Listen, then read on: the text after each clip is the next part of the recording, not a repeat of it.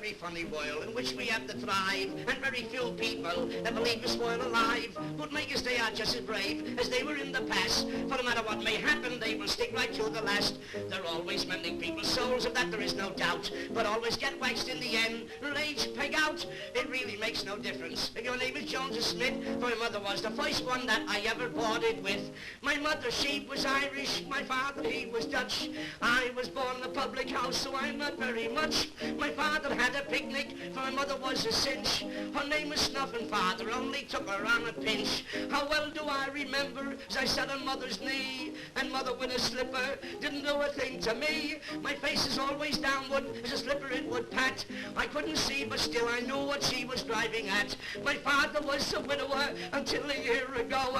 He met a pretty widow with a daughter, don't you know? My father married the daughter, and the widow married me. And now I don't know who I am, my life's a misery. My father married the daughter, the mother is my wife. That makes my father my own son, what a funny life.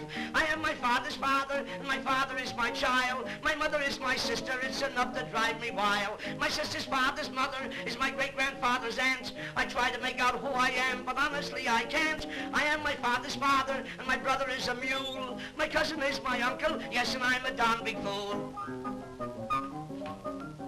Now I'm going to sing you a lovely song about the ladies. I'm going to sing the sweetest song, but speaking about women, women are all right if you treat them right. I love my wife, God bless her.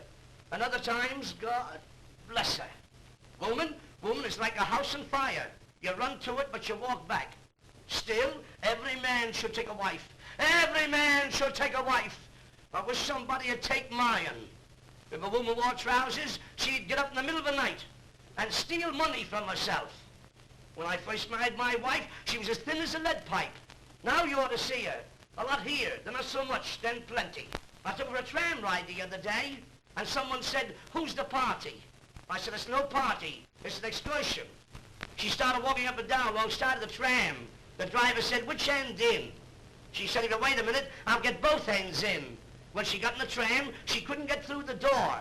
Someone suggested getting her in sideways. I said, "My wife ain't got no sideways." Then someone shouted, "Hurry." I said, "My wife's built for comfort, not speed." The other day, she sent two of her nighties to the laundry, and I sent them back with a note saying, "We do not wash tents." Every time I take her out driving, I've got to sit in a hole where they put the whip. The other day, she got the appendicitis, and nobody could touch it. It was in her sister's name. So I sent for a doctor. Doctor came, looked at her, examined her, then he called me aside, and he said, "What shall I do? Operate or blast?" And my wife said, "If you don't hurry up, I'll blast you."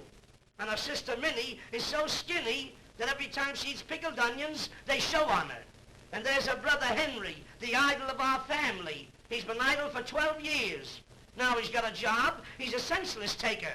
And we give the census takers 500 pounds a year to take the census. Now what do? They come to your house at 7 a.m. in the morning, they ring your bell, you come down, look at them, and say, "What do you want?" They look at you and say, "Are you born? Male or female? Black or white? Have you got any children? If not, why not?" At 9 o'clock at night, they get so full of whiskey, they lose their book, and we wonder what has become of our population. Goodbye, folks. I'm going to see you again. I'm in a hurry now. I've got to go right away from you. Goodbye. Goodbye.